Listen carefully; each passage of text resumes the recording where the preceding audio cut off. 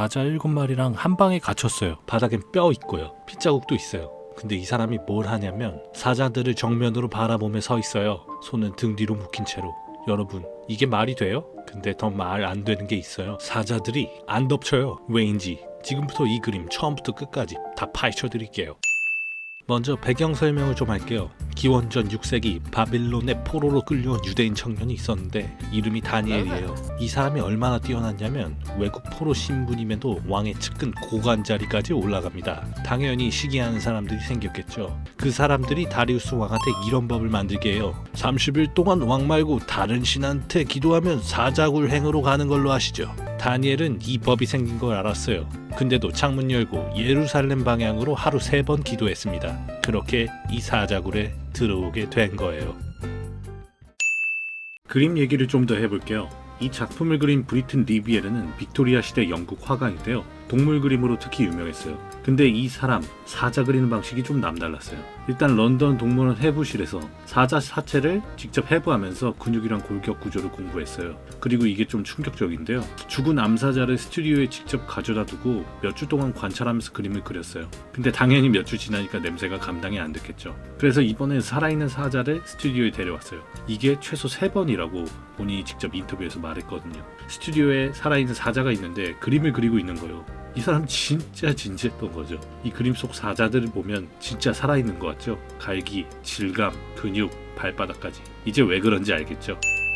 그런데 1872년에 이 그림을 왕립미술원에 출품해요. 왕립미술원이 뭐냐고요? 쉽게 말하면 당시 영국 미술계의 최고 권위기관이에요. 매년 여름 전시회를 열었거든요. 귀족부터 일반 시민까지 다 왔고 여기서 주목받으면 화가로서 커리어가 완전히 달라졌거든요. 그 무대에 리비에르가 이 그림을 들고 나타난 거예요.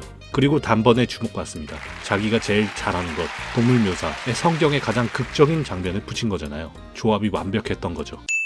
자, 이제 그림을 진짜 자세히 볼게요. 알고 보면 더 소름 돋거든요. 첫 번째, 얼굴이 없다. 이게 진짜 대담한 선택인데요. 다니엘은 사자들을 정면으로 바라보고 있어요. 근데 우리한테는 그 뒷모습만 보여요. 우리를 다니엘 뒤에 세워놓은 거예요. 다니엘이 뭘 보는지는 보이는데 표정은 절대 안 보이게. 그래서 더 궁금하잖아요. 저 사람 지금 어떤 병일까? 공포인지 평온인지.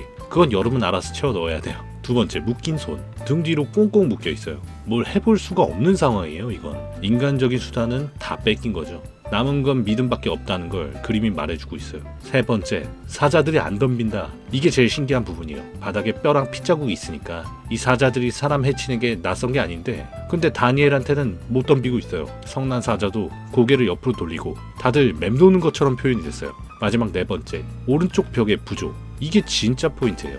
오른쪽 석벽에 부조가 새겨져 있는데 그냥 장식이 아니에요. 이건 아시리아 왕궁 스타일의 사자 사냥 부조예요. 고대 바벨론이랑 아시리아에서 사자 사냥은 왕만이 할 수 있는 거였어요. 왕이 사자를 사냥함으로써 나는 이 나라를 지키는 자라는 걸 보여주는 의식이었거든요. 그러니까 저 벽에는 왕이 사자를 지배하는 장면이 새겨져 있는 거예요. 근데 그 벽 바로 앞에서 뭐가 벌어지고 있냐면 사자들이 다니엘을 못 덮치고 있는 거잖아요. 왕의 권력 상징이 새겨진 벽 앞에서 그 왕도 못한 걸 다니엘의 믿음이 해내고 있는 거예요. 리비에르가 이걸 그냥 지나간 배경에 넣은 거라고요? 절대 아니에요. 완전히 의도한 대비예요. 1872년 영국은 빅토리아 여왕 시대였는데 제국주의 전성기랑 겹쳐요. 영국 사람들이 성경 들고 전 세계로 퍼져나가던 시기였거든요.